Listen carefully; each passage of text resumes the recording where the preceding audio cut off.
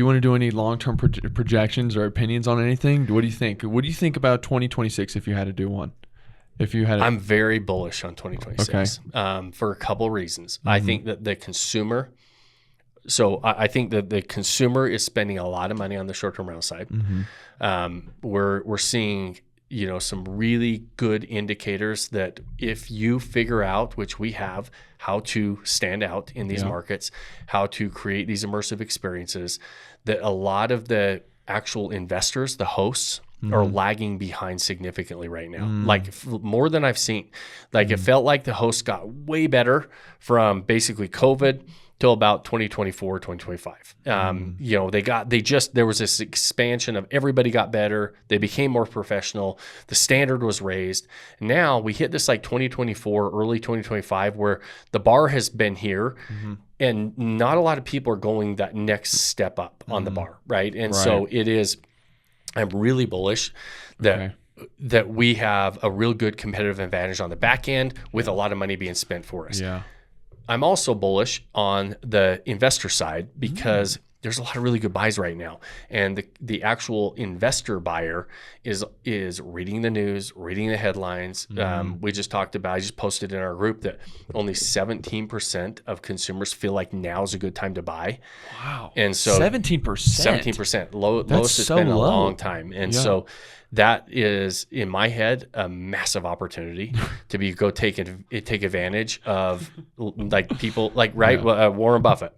Be greedy when others are fearful, and fearful when others are greedy. And the consumer is really fearful right now, so it's our time to be greedy as investors. And historically, it shows that this is, it indicates that at least my prediction is this is going to be. We're going to look back and say, man, that was a good time to buy.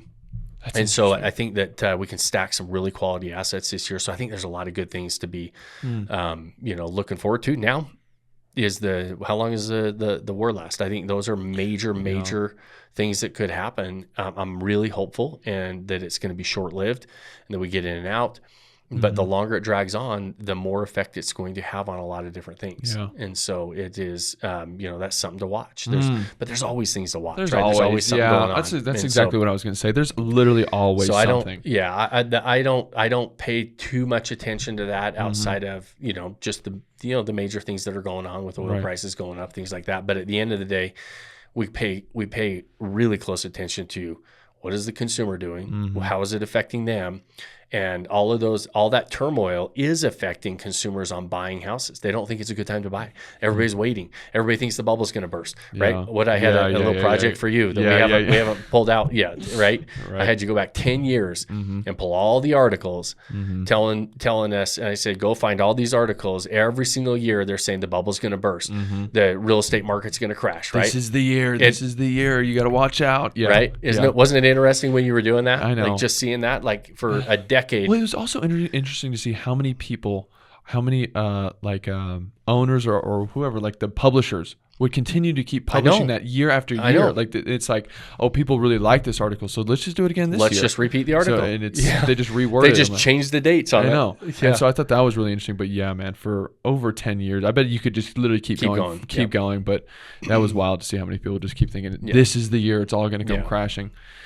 But all right, that's a good prediction. Okay. That's all we got for today. But mark it down. I think this is going to be a really. I think so too. I'd love to see it. I'm very bullish, which is a very contrarian viewpoint because it's just easier to be. It's easier to be bearish on the market, right? Yeah.